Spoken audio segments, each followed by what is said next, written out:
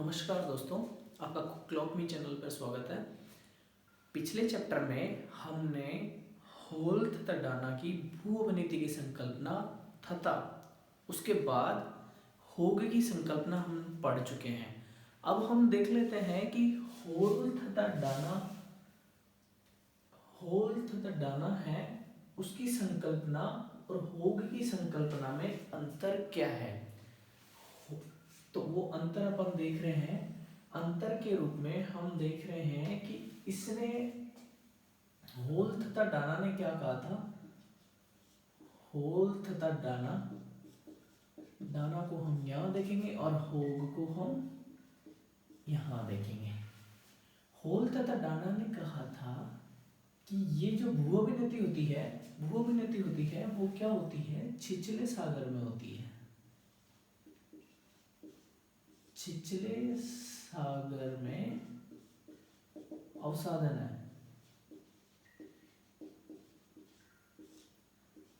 है। और होग ने कहा था कि गहरे सागर में अवसादन है। गहरे सागर में अवसादन है। मतलब होल तथा डाना ने कहा कि ये भू-अवनति जो है वो छिछले सागर में है, तथा जो होग ने कहा कि गहरे सागर में है, मतलब वो कि गहरा बिल्कुल डीप सागर में हो रहा है और वो बिल्कुल छिछले सागर में हो रहा है। छिछले सागर में कैसे होगा कि इसमें अवसादन हो गया, ये भर गया पूरा। अब ये भर के क्या करेगा कि ये नीचे धंस जाएगा।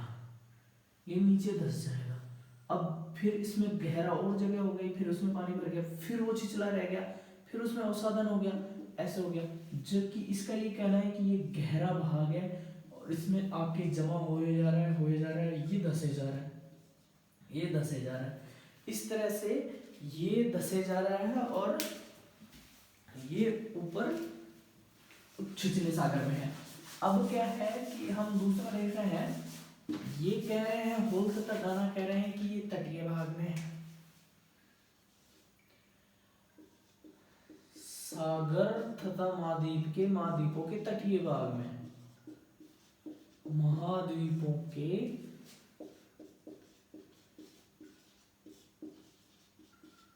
तटीय भागों में। और ये कह रहे हैं कि महाद्वीपों के मध्यवर्ती भाग में।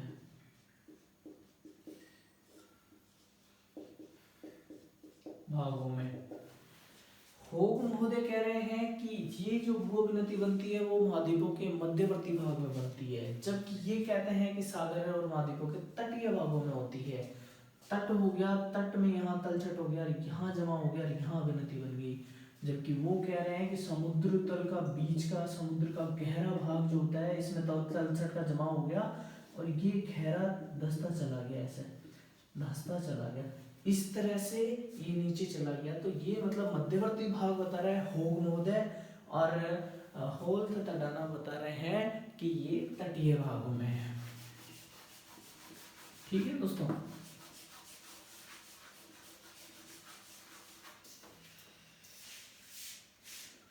फिर है कि ये तो कह रहे हैं कि एकल भू-अभिनति है, ये एकल भू-अभिनति है।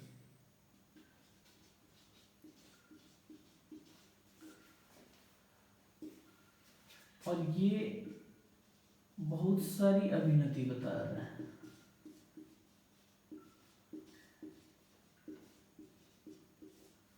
जिसे बहु-अभिनति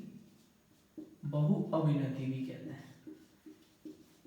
मतलब ये कह रहे हैं, हॉल और डाना ने कहा कि एकल भू-अभिनति होगी, तटीय भागों में हो जाएगी और ये एक ही भू-अभिनति रहेगी। और ये कह रहे हैं समुद्र के अंदर होंगी लेकिन बहु-अभिनति होंगी, बहुत सारी अभिनति होंगी और ये नीचे तलछट जमा होते होते ऐसा हो जाएगा।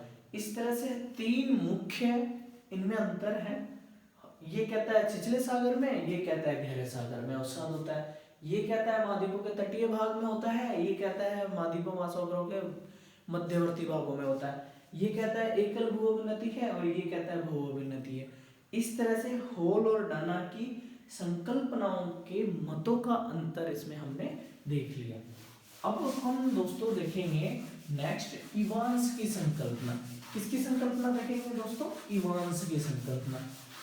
इवांस ने इन दोनों से, इन तीनों से अलग अपना विचार दिया इवांस ने, और उसने बताया, उसने क्या बताया कि इवांस की संकल्पना, नेक्स्ट है इवांस की संकल्पना।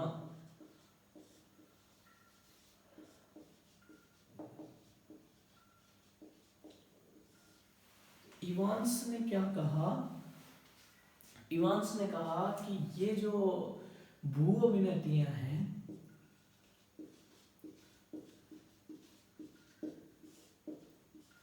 इनमें क्या समानता नहीं होती। किसमें? आकार स्थिति, इसमें क्या नहीं होती? समानता नहीं।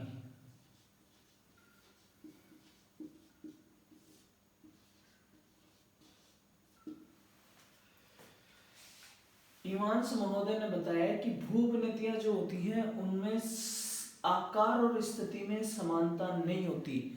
कोई भी भू अभिन्नति है उसका रूप दूसरी भू अभिन्नति से समान नहीं होता। 35 भू अभिन्नति है,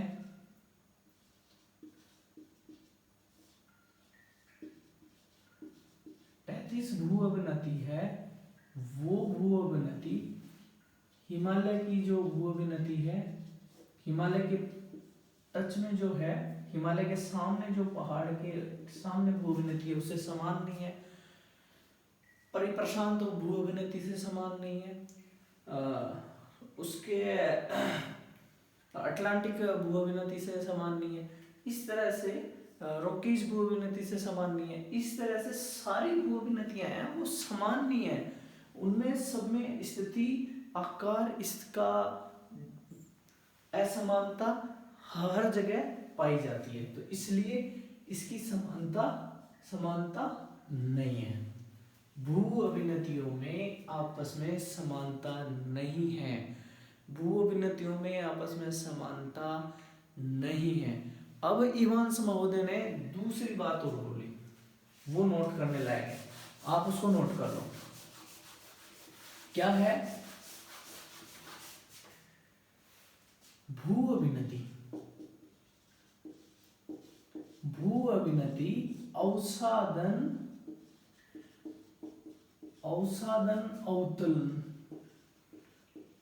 अवतलन की संकल्पना है। मतलब भू अभिन्नति में सबसे पहले क्या होगा? ये कटाव होगा, कटाव अवसादों के रूप में जमा होगा, कटाव अवसादों के रूप में जमा होगा।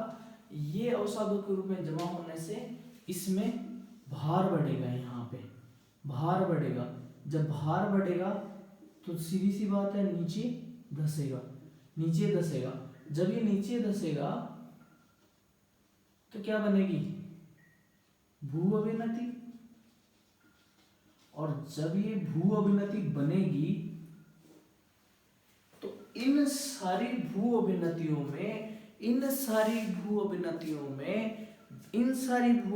में समानता नहीं पाई जाएगी। एक भू अभिन्नति दूसरी भू अभिन्नति से बिल्कुल नहीं मिलती। इस भू अभिन्नति के आकार में परिवर्तन होता रहता है। ये जो है बनी हुई है, इसके आकार में परिवर्तन होता रहता है। अवसादों का जमाव यहाँ हो गया, यहाँ दसाव हो गया, लेकिन अभी पता चला कि ये वाला पार्ट थोड़ा ज्यादा उठ गया। अब अवसादों का जमाव इस वाले पार्ट में हो रहा है, ये वाला पार्ट छूट गया और ये ऊपर उठ गया। अब अवसादों का जमाव यहाँ हो रहा है। इस तरह से इसमें परिवर्तन होता रहता है। ये इवांस महोदय ने बताया था। इवांस महोदय ने बताया था कि अवसादों का भू-उन्नति में अवसादों की वजह से परिवर्तन होता रहता है। अब नेक्स्ट है भू अभिन्नति